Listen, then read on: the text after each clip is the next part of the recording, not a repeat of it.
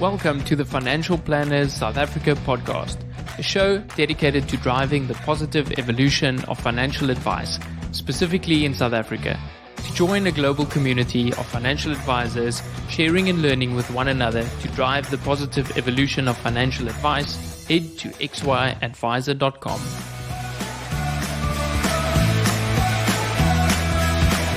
Portfolio Metrics is thrilled to bring you this podcast in support of our common passion, people, and the evolution of wealth management. Our global business links precision investment management to expert financial advice through partnerships and technology. Portfolio Metrics is an authorized financial services provider. Visual, interactive, meaningful, productive.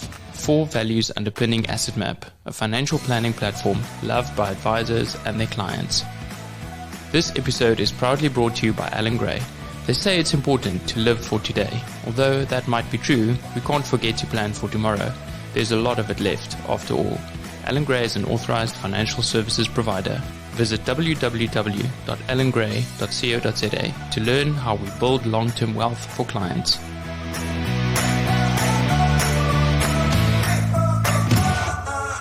Welcome to yet another episode of Financial Planners South Africa. Today I have someone that's not in South Africa, but influence a lot of financial planners across the globe. Her name might be familiar to you. It's Penny Phillips, and she's based in the US, in New York specifically. A wealth of knowledge from practice management consulting, a weekly video that you shouldn't miss, building journey strategic wealth. And Penny, I'm looking so forward to this discussion, and thank you so much for being here. Thank you a ton for having me. It's my dream to go to South Africa, so I sort of feel like I'm accomplishing a part of that dream being on this session. So thank you. Oh, that's wonderful. Cape Town, we'd love to have you, and I'm sure we can arrange some tours. Oh, yeah. One day, for sure. Penny, would you mind jumping in and giving us a little bit of a brief bio of kind of your history in financial planning? Absolutely. So currently, I am the president and co-founder of a wealth management and financial planning company called Journey Strategic Wealth. I am not a financial advisor or financial planner, but I've spent my career coaching and consulting financial advisors. So prior to launching this business with my 3 co-founders who are advisors, I ran a coaching and consulting company. And so several years ago when I launched that firm, it's called Thrivos Consulting. Some of you may be familiar with my videos that I post and promote through Thrivos. I was really interested, Louis, in what made certain firms and certain financial planners successful despite a ton of change that we're dealing with now in the industry. Technology change, consumer preferences change, pricing changes. Yet in my consulting career, I always found that there were certain advisors and certain institutions that just had an ability to adapt and continuously embrace new things that were coming out in the industry and embrace those and thrive. And so I launched Thrivos specifically because I wanted to study those financial planners and create more efficiencies for them. And then about a year ago, I started having conversations with the guys who became my partners now about building the firm that we wish advisors had access to. And so we've gone out and done that. We manage about $2.5 billion in assets here in the US. We have advisors on the East Coast in the New York City area, and then on the West Coast in San Francisco. And we're inviting advisors and teams from all across the industry who are either don't feel like they quite fit in with the institution they're at now, or simply looking for a new business model to consider joining us. We're a national firm and we're really excited. I mean, it was a wild year to build and launch a business, but so far so good. So that's a little bit about me. Oh, I think that's such a brilliant topic for us to touch on. You know, you started this business during a pandemic. What a difficult time to start. Oh, yeah. Like, what are the things that stand out for you over the last, has it been 6 months? You know what, Louis? It's officially been a year since we started planning this. And the business itself is 6 months old. My partners are seasoned financial planners. They've been in the business for 30 plus years. But this is a new type of endeavor for all of us. And we launched January 4th. So right smack in the middle of this global pandemic. And what's been so interesting, I mentioned, Louis, before this session, that today's my first day in an office with my team.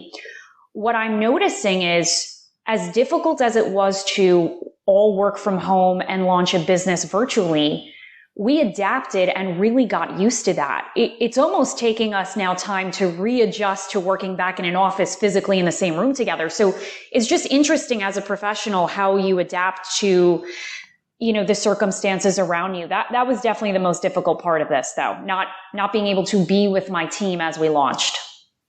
Yeah, that physical presence does seem to bring in that connection with our teams and with our clients.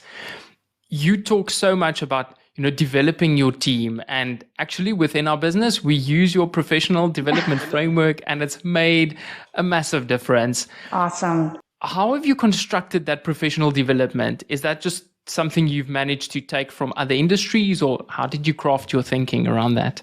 That's a really good question. And, I'll answer it with two answers. The first is, when I first started in the business, I was in what I would call more of a pure consulting role.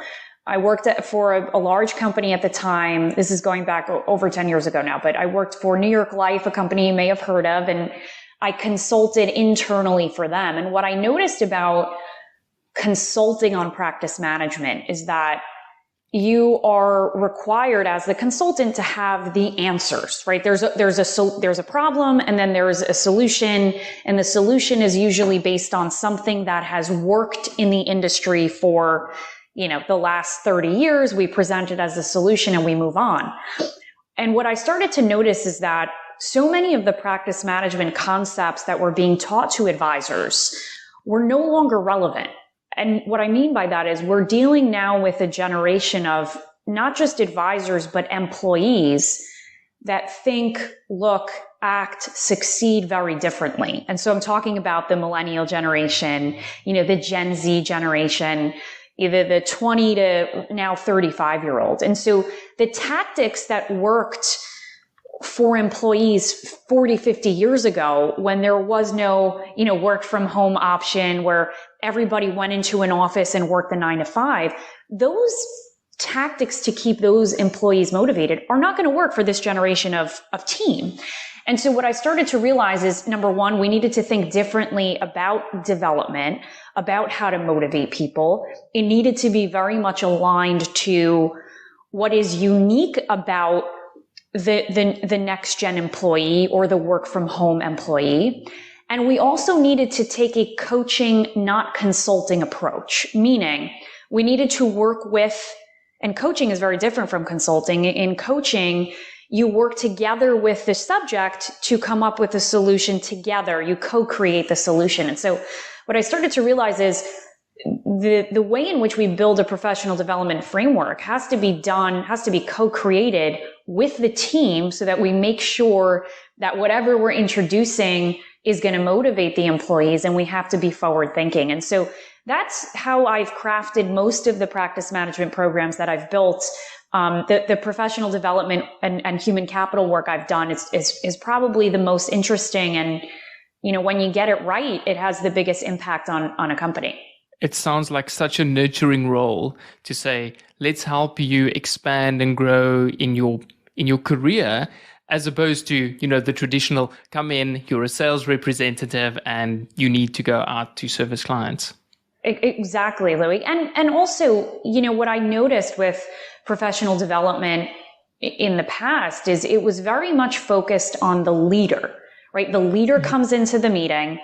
They give the critiques to the employee. The employee walks away with that and is supposed to somehow feel motivated to, change and thrive and develop.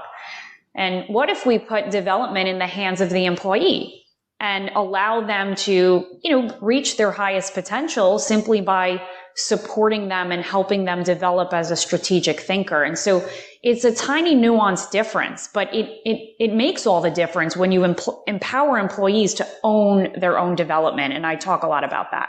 I'm wondering, what are the kind of business pillars that have to be in place to support this?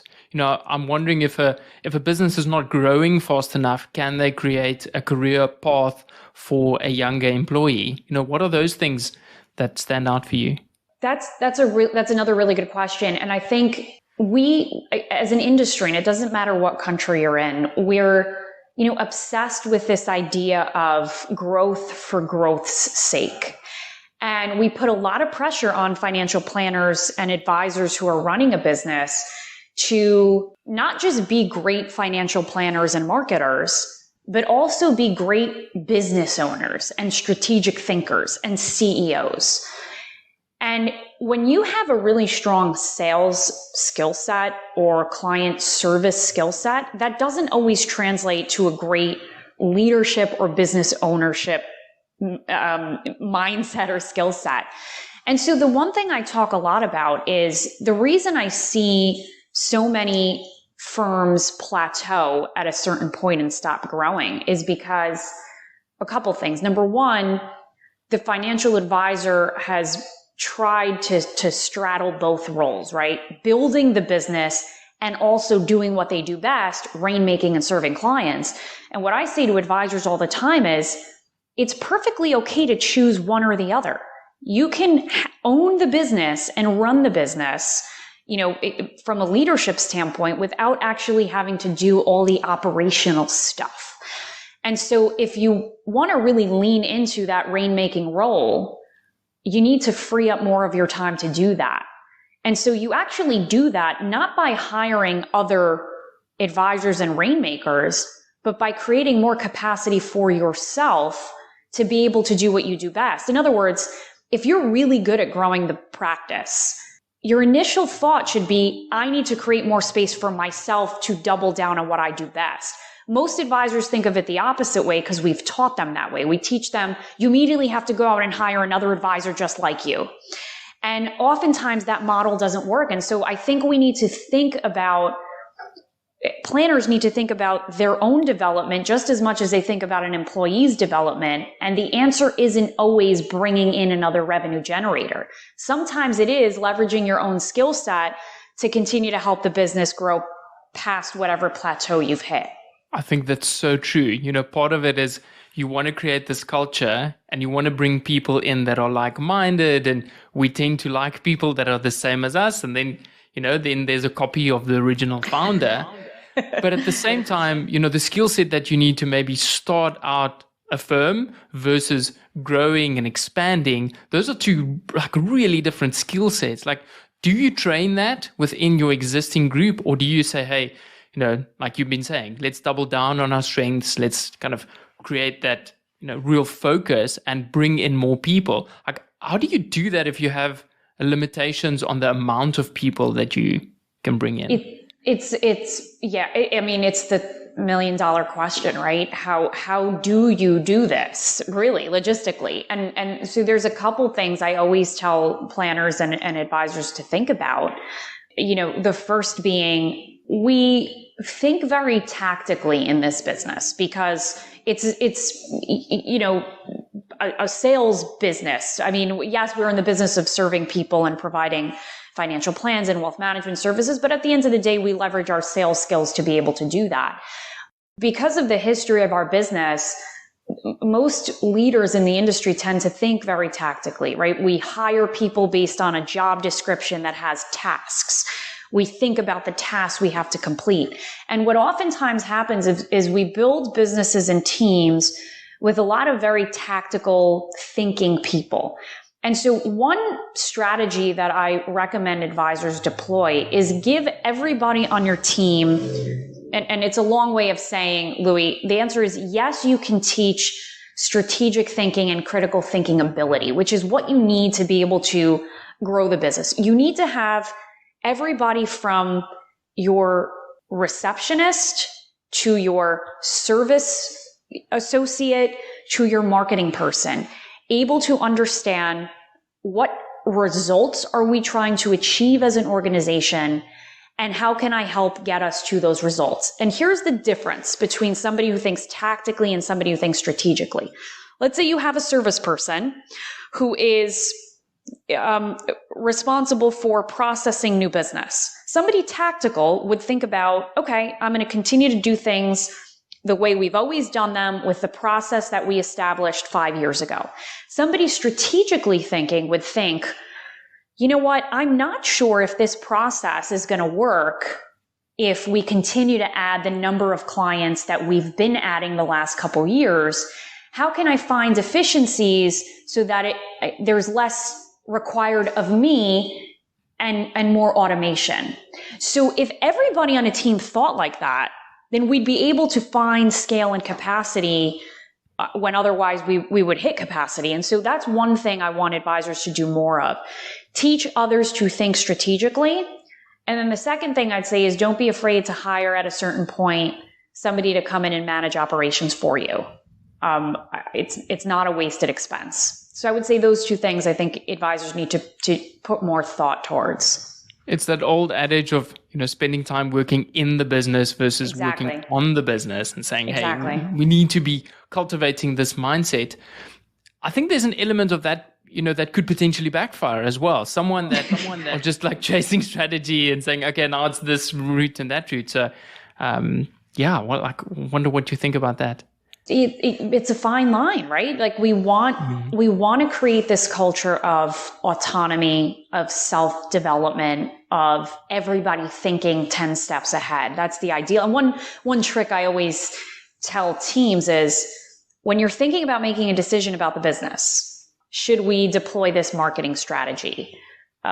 Should we, does this client service structure work? If you're asking yourself these questions, you always need to ask yourself, would this work if the business was 10 times the size? If it doesn't work, if the business is 10 times the size, you don't implement it now. Really simple sort of gut check for yourself. So making sure that you're fact checking your own decisions is one way to prevent you from sort of going on this creative, strategic thinking, journey. But the other thing is you're right in that if we get everybody sort of constantly thinking 10 steps ahead, then it could become a little bit disorganized. And so I'm a big proponent of organizations having very clear annual objectives and key results that they want to achieve as an organization, and then individual employee objectives and key results that tie to the companies. And so if everybody's in alignment around what we need to achieve in a year and how we know we're going to achieve it, then that prevents us from going off the rails with our strategic thinking and creative thinking mindsets. It almost sounds too simple, just saying, be clear on what you want to achieve and then right. There's this waterfall down and, lets everyone work towards it. I think there's an element of us just wanting to move at such a pace that we say, oh, okay, we don't have time to spend on these kind of things. Let's just get down and chase more clients or service them better. Yeah. And look, I don't blame planners for thinking that way. Look how fast technology and AI, artificial intelligence, is moving and impacting the business. One of the great challenges today in our industry, no matter what country you're in, is that the consumer is changing faster than our industry, I think, has been able to manage. Now, I'm generalizing there because, of course, there are advisors and firms that have done a great job. But if you think about the experience the consumer has had in different sectors, or different industries, think about how we watch television now. We don't wait a week for the next episode of a season to come out. There's no, here in the US, it was Blockbuster Video, the video store we'd get our videos from, and then, we'd have 2 days to watch and then return. So all that's gone. It's an instant gratification, positive reinforcement culture. Very, very different than what we've been used to in the past over the last, 30 or 40 years and just in the world. And so the financial services industry has not caught up with the way the consumer wants to consume goods and services. And so that's why I think it's been difficult sometimes for advisors to figure out, gosh, should I be on LinkedIn? Now everybody's not on LinkedIn and they're on Instagram. And so they constantly feel like they're getting left behind. And I understand why. So Penny, when you guys were constructing Journey Strategic Wealth and thinking about the client experience, what are those things that you mentioned advisors were looking for, the business that they always wanted to create or join? Like what are those things that you think is important from a client and an advisor perspective? Yeah. So the first thing is dovetails off of that comment. It's the client is now, and generally, and it doesn't matter what generation either, because sometimes I'll get advisors or, leaders of firms like, the older generation tell me, well, our clients aren't on social media. We don't need to. Everybody's on social media. The rest of the world is, but not the rest of right, exactly. I mean, our 90-year-old grandparents are on Facebook. So the one thing we really thought about is advisors need to have the ability to engage with the client the way the client wants to engage. And it doesn't mean that we're requiring everybody to suddenly have an Instagram and a TikTok, but we need to give advisors the option to pivot between channels to communicate with the consumer. If a firm doesn't enable the advisor to do that, that firm is not going to be around in the next 20 years. And that is just the truth. So that was one thing. Like the fact that advisors couldn't, have a social, channel, or they couldn't text their clients. Like it's not aligned with the way the consumer engages. So we need to give them the ability to do that, to serve the consumer how the consumer feels comfortable. The second thing we thought about is we need to give advisors flexibility around how they structure their services and how they price their services. Here in the US, there are firms, in Canada as well, that are still very much stuck on the old school model. You sell a product in one segment of the market, you sell a product, life insurance product or whatever, you get paid a commission. The other side of the industry is you collect assets and you charge a fee on those assets. And there wasn't really any wiggle room in between. And so what we thought a lot about is there are clients that have complex situations that need financial planning that we need to be able to serve that don't fit into either one of those models. And so giving advisors the ability to charge subscription fees, planning fees, hourly fees, to really work with the client and create a solution that's right for them at that stage of the life cycle, that was really important as well. And I'll throw out a term here that I want everybody to remember: scale and customization. That is what is going to make financial services firms successful for the next 20 years. Being able to scale an offering, but make an individual person feel like it was created just for them. And so we have to give advisors the ability to do that. The last thing I'll say, and this is something we definitely noticed as a trend, the development pathways for an advisor were: you're a successful advisor, you can generate a lot of revenue, and then you become the CEO of the business. And there are just so many advisors that don't ever want to be the CEO. They just want to advise. But to your point earlier, it becomes harder to scale and do that effectively. And so we wanted to create a model where we centralized operations, but allow the advisors to own their book and their business and be independent, but have us really do all the things behind the scenes. And it's worked. We and advisors are really responding positively to the model. So if you created that platform to say, as an advisor, you plug in, we help you to communicate better with your clients, allow you not to worry about the implementation and the pricing and those kind of things around it, and yet you can spend your time dealing with your clients. Because inevitably, financial planners want to help people, right? That seems to be the core driver with any financial planner that you speak to. It's so true. And I think some of them enjoy some aspects of running a practice. They enjoy the leadership aspect of it. They enjoy the branding aspect of it. but they don't necessarily enjoy negotiating a contract with a tech vendor or thinking about, gosh, I need to hire another team member. I need to call, the payroll company and I need to get this job description posted. And so these are the things that really prevent advisors from being able to get past that capacity plateau that we talked about, because as you grow, obviously operations become more complex. The challenge, I think, up until this point is that there weren't many, up until this point, meaning about, we'll call it about 7 years ago here in the US, there weren't many options for advisors. You either run your own practice and you're on an island by yourself, or you become an employee of an institution, like the Morgan Stanleys or Merrill Lynch's of the world, and they own your business. We said, what if we find something in the middle? Advisor owns their book, meaning it's their clients, it's their equity, but we run the operations for them. And we've been able to do that. And we're a registered investment advisor. We're an RIA. That's a term here. And I don't know if there's a similar term in South Africa, but we're a different sort of institution where we are independent and can be completely objective. So Penny, would that also solve the succession planning problem, saying that it's really easy for someone to carry on or buy out your business when you want to exit? Yeah, so yes. The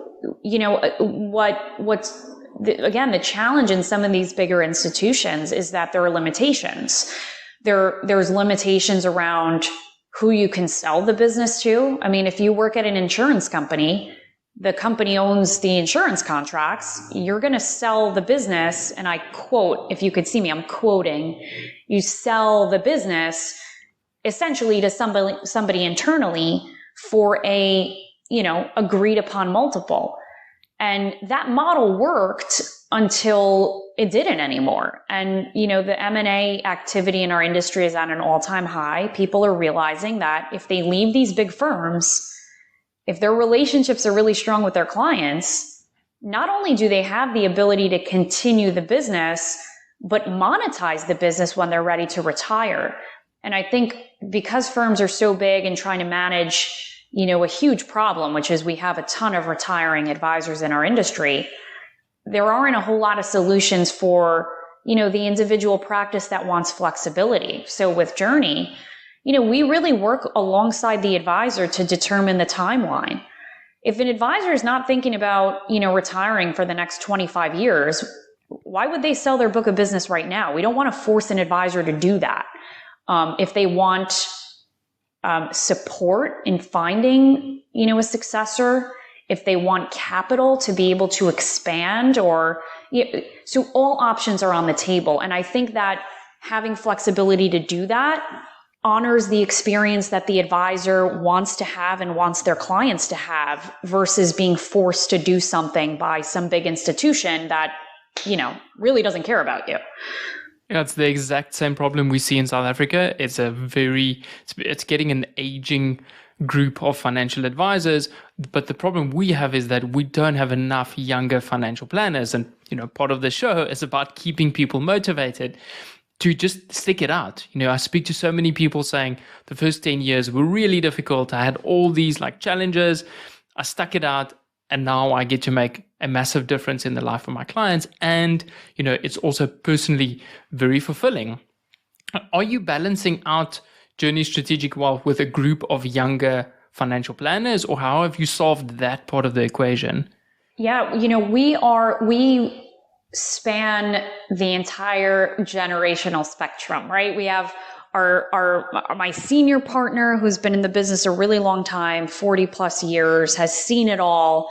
I would say the best thing about him, his best quality as a financial planner and advisor, is very forward thinking and recognizes that the future of this business is in the 20-something advisor, right? That is who is going to be around for the next 30 plus years to actually see the great wealth transfer happen that we've been talking about for, 10 years.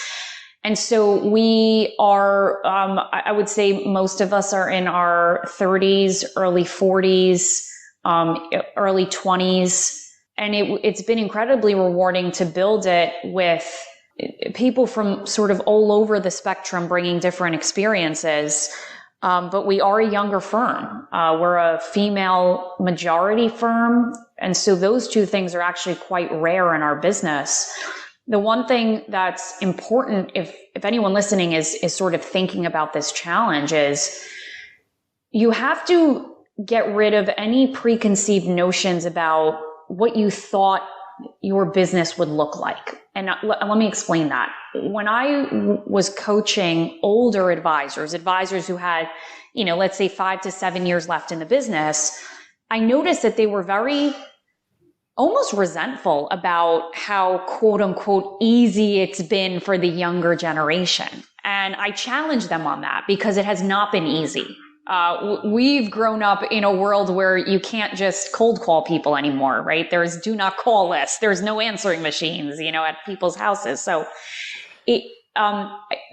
getting rid of what they thought their successor would look and act and be like, you have to rid yourself of those belief systems, because the younger generation of advisor thinks differently. They're more team oriented. They don't necessarily enjoy the lone wolf advisor culture that the industry was built on. And so if we can embrace that next gen of owner and really work around their style to help them develop as leaders, then we can solve the challenge. But I just think people have a hard time embracing, something that's different or that they don't know or like. And that's what it comes down to. I love what you're saying, Penny. It's almost saying that, it wasn't necessarily more difficult or easier. It was just different. That's right. The experiences that they had building a business, building up clients, physically going to someone's door knocking, good luck trying to do that now. Right. But if you had to put that same person in, a younger advisor's shoes today, trying to, build connections electronically and service clients differently, it is equally difficult and it's very different. You need a different skill set for that. Absolutely. And, I challenge the older generation. I always say this in my speeches. I say the responsibility, unfortunately, whether they'd like to hear it or not, is on the older generation to adjust and not the younger generation. And the reason I say that is because the younger generation has only, and younger meaning, let's just say younger than, 20s to early 30s. They have only ever grown up in a world that was tech enabled. They don't remember a time without, instant messenger. I mean, now instant messenger is old now. We're talking, the Facebooks and LinkedIns of the world and Twitter. They don't know a time before that. The older generation has seen a time before that. So it's easier for them to, pivot back and forth. For the younger generation, their brains have already been wired differently. So, we can't get mad at them for not enjoying door knocking or cold calling. It's so foreign a concept. The other really important thing that we need to be mindful of is this industry was built on a negative reinforcement sales culture. Meaning, you didn't hit your numbers, you didn't bring in the assets, you were fired. You were yelled at by your branch manager, whatever it is. We're now in a positive reinforcement society, meaning, our entire lives are built off of how many likes we get on social media or likes we get on Twitter when we post something. It changes the way you perceive success and how you work through challenges. So it's like I said, it's not more difficult or less difficult. It is simply different. And so we have to adjust the way we think about succession and continuity because we're dealing with a different generation of leaders. And it's quite striking because your role as a financial planner is literally to help someone change. Yet we can get stuck in our own thinking saying, oh no, it's a difficult thing to change. But we see that accelerating. I think we see it globally, like you're saying, within your businesses. We see that within South Africa, within our business. And the industry globally feels to me as if it's getting closer and closer and it's moving into that, talking about someone's purpose and helping them define their values and actually what you're saying, that positive reinforcement, which, it can be life-changing. Yes. And, You said something really important that I want to touch on. You said that the financial planner's job really is to help people change. And I want advisors and planners to remember that, because sometimes they'll get mad at themselves they'll say, I'm so good with clients and I really love my client relationships, but gosh, I'm just not great at managing my team or, embracing change. And what I say to them is, first of all, yes, you are, right? You're in the business of managing people for a living. You manage clients' emotions for a living. That skill set is translatable to leading a team of people. And so you have it in you. You're just not maybe channeling it sometimes in the right way. That's what I say to the older generation, because, it is hard to keep up with all the change necessary to serve clients and also all the change necessary to keep up with all the other things, in your life. It's a really important point. Absolutely. And I'm wondering, you mentioned that a lot of your financial plan, the majority are women financial planners, and I think that inevitably their skill set is more inclined to help people through change, right? And shouldn't we be talking about that more and more? Like, we're starting to see that in South Africa, but it's moving very slowly. And I know that's something that's close to home and that you're very passionate about as well. Yeah. And it's, and I have to say it I guess as a woman, I can say it. There's, it's the EQ factor, emotional intelligence. And actually, when we launched the business, one of the things, and I'm sure it's on our website, we said our EQ is as important to us as IQ in this business. You can have all the technical competencies you need to be a great financial planner. If you have low EQ, can't, display empathy and can't actively listen to people, you're not going to be in business for a long time. And actually there was a study done, I should try to find it and share it with you, Louis. Your listeners would probably appreciate it. There was a study done about high net worth baby boomers. So, 65 plus, and their propensity to move assets to an advisor here in the States.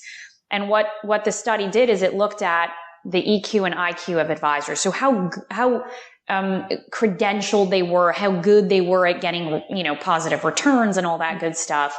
And then they looked at their EQ. And the advisors years of service. The advisors who had long tenures in this business, 35 plus years, but low emotional intelligence, meaning they didn't really listen to the client. They maybe only worked with the male spouse, much, much lower propensity to garner assets from a new high net worth baby boomer than an advisor that had 5 to 10 years in the business, but very high EQ. And so what it's indicated to us is that the consumer of today and tomorrow, that's what's more important to them. Them being at the center of the conversation, somebody to listen to them, somebody to be able to, read through the lines of what they're saying when they're feeling emotional about a situation. I think women are naturally more able to do that. I think it's a skill set you can work on, but it definitely shows. I mean, the proof is in the pudding, as they say. I'm just wondering how those financial planners that have been doing this for 35 years still are not good at listening. Well, you know what, Louis? I think it's because if you look at the demographics, it is the 65-year-old, white male advisor serving the 70-year-old white male wealth holder. And that was the prominent wealth holder of 40 years ago, at least here in the States. That is changing. The demographics of wealth holders has changed dramatically. And over the next 20, 30 years, the prominent wealth holders are going to be females. Females are going to double inherit. They're going to inherit first from a parent and then from a spouse. So really important demographic of investor. And then we're seeing it, especially here in the US, culturally diverse groups becoming prominent wealth holders, younger folks becoming wealth holders because they're willing to take risk more than their parents they're starting businesses.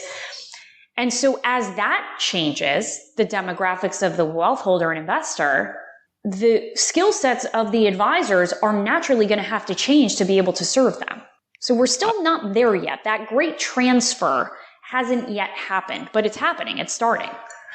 I can see what you're doing in terms of looking forward, saying, what are the people that you're going to be serving 5 or 10 or 15 years from now, and what will they be demanding, and what, like, work on that now, right? So that you have 10 or 15 years, and, around every second corner, people are talking about financial coaching and financial therapy. And my advice would be, start working on these skills, because it takes a long time to build it. And the sooner you start, the better. Hey. Yeah. For us, I think about this, I have a long time left in this business. And, for me and any other leader that has that runway, you have to think about, what got us here won't get us there, right? That's, one of my favorites. You have to think about what are the skill sets that I'm going to need to have that are going to be important over the next 10 to 20 years. And this is why it's important from a practice management standpoint to have these business planning sessions with yourself, your coach, and your team to talk about what do we need to bridge the gap between where we're at now and where potentially the industry is going to be in 20 years. I mean, artificial intelligence, technology, the do-it-yourself investor, these things are only going to become more prominent and impactful on our business. Back in the day, the advisor was valuable to the consumer because the advisor had information that the client couldn't get elsewhere, right? There was no, internet. You just Google anything you need to know. There was no Reddit threads that you can, find out what the hot stock is. There was none of that. The advisor held the information. That has changed. The advisor's value is no longer knowing more information than the client, because conceivably the client could figure it out themselves on the internet. The value is being able to interpret information, number one, and number two, be able to translate messages to what's relevant to the individual client. And that's a nuanced difference in value proposition, and you need to work on developing the skill sets that back that up. Yeah, it's almost the exact opposite of access to the information. It's like, let's help you limit what you have exposure to, right? Which is surprising. If you asked someone 20 years ago, like, what are the skills that you would need to be successful 20 years from now?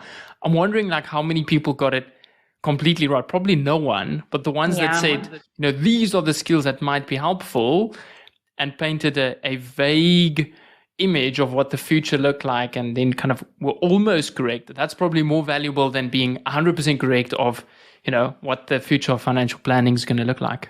Totally right. And there are some advisors. I mean, we run across them, and they were, by the way, some of them are the ones that are doing the best. When we talk about the best in the business, when I talk about the best advisors in this business, I don't necessarily care about where their AUM is. I care about, have they been able to prevent their business from plateauing at any point in time? Plateauing because they've hit capacity, or plateauing because their value proposition is no longer as strong as it once was. And so there are advisors that have been able to really reinvent themselves and evolve. And those are the advisors who were doing things 20 years ago that nobody was doing. They were charging fees. They were, getting different licenses. Here, the certified financial planning credential is, the most prestigious you can get in financial planning.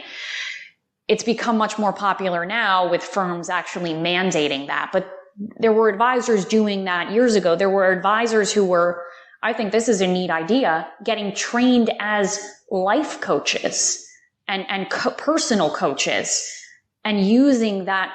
I've gone through a certification. It's incredibly helpful in terms of being able to craft questions well, really create a powerful experience for a listener.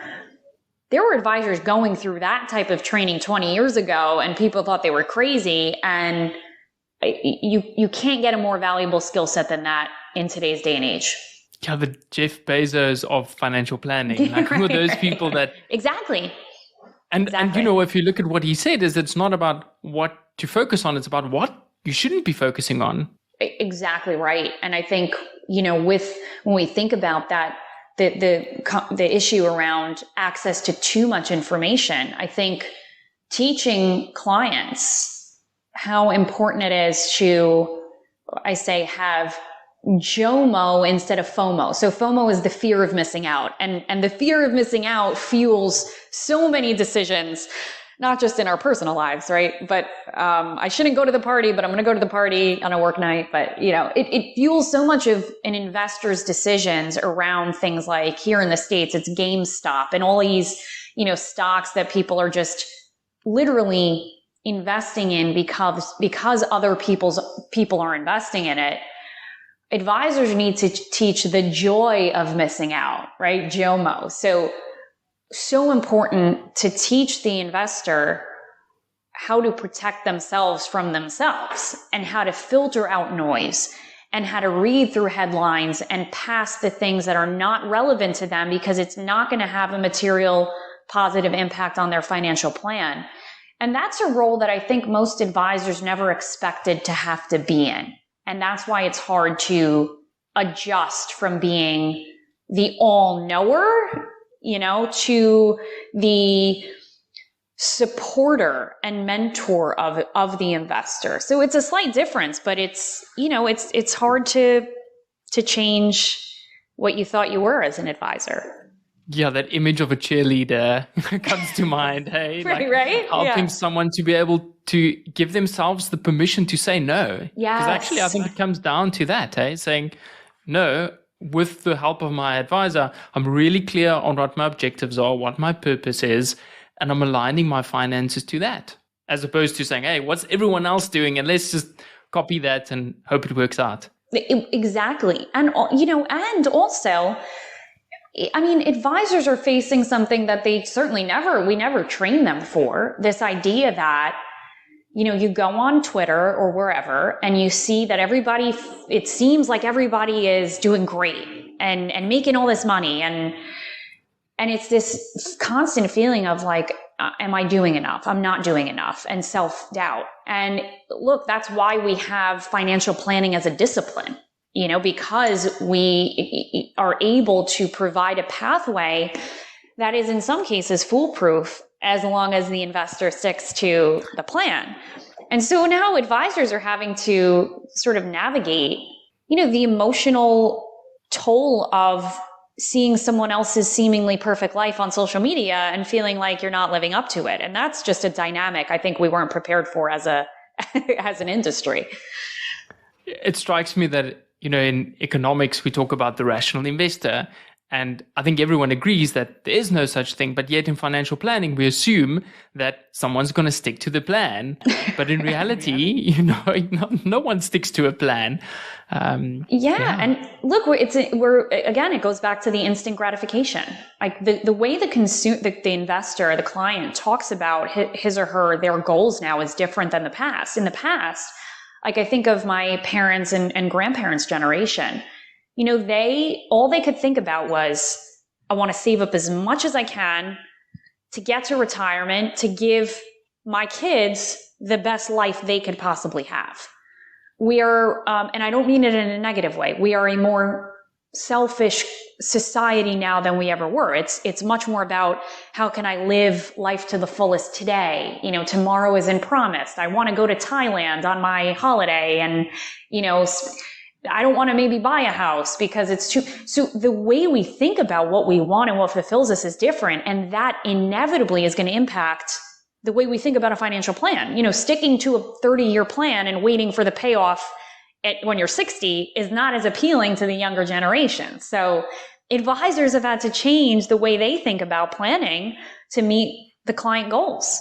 Yeah, just another example of why you need to be listening to your clients. And I guess if you're in that boat, it's easy. Just say, hey, what am I looking for in a financial planner? If I had to ask Penny Phillips, like, what do you look at when you pick a financial planner? Like, what's at the top of your list? Yeah, for me, it is about somebody who understands the way I think about my life and my family and my challenges. Like having somebody that very much understands that I'm somebody that needs to know all of the information, but then understand what is and isn't relevant to me, and needs to understand that I have goals that go beyond, maybe my personal plan, but goals to help my family, and goals to really make sure that a lot of people are okay. And somebody who can sort of understand the way my mind works, that's really important to me. And that's requiring a lot of a financial planner. In the past, whoever had, the best returns, or, whoever was, Merrill Lynch was promoting, that was the advisor. But for me, it's very much about, can I form a relationship with somebody who's really going to stand by my side, and support me in making a lot of decisions, some that have a financial implication and some that don't.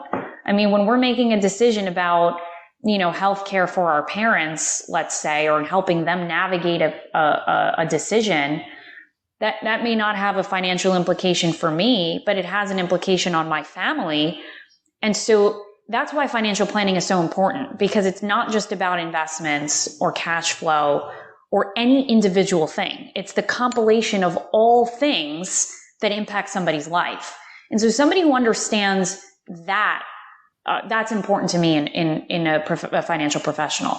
Yeah, we're in the profession of serving and supporting, and it just happens to be finance. Someone just threw in money in there and said, okay, there you go. It's exactly it. Yeah. Where, we say that, you're in the business of serving others, to your point, and you happen to do it by delivering wealth management solutions. But first and foremost, it is serving others. I totally agree. Wonderful. Penny, thank you so much. This has been a really exciting discussion. I so much enjoyed it. Where do people go when they want to hear more about you? What's the best way to reach out? Oh my gosh, I'm all over all the social channels. So you can find me on Twitter at Thrivos, THRIVOS LLC. I'm Penny A. Phillips on LinkedIn. I have a YouTube channel called Practice Management with Penny. And I definitely invite you to visit Journey's website, journeysw.com. And if you Google me, you'll find me somewhere. Awesome. Yeah, don't miss out on those YouTube videos. They are so helpful for anyone in our industry and building a business. Thank you so much. And thank you, I'd Louis. love to have you on the show again in the future. Please have me back. I'll definitely be back. Thank you. Thank you, Penny. All the best. Take care.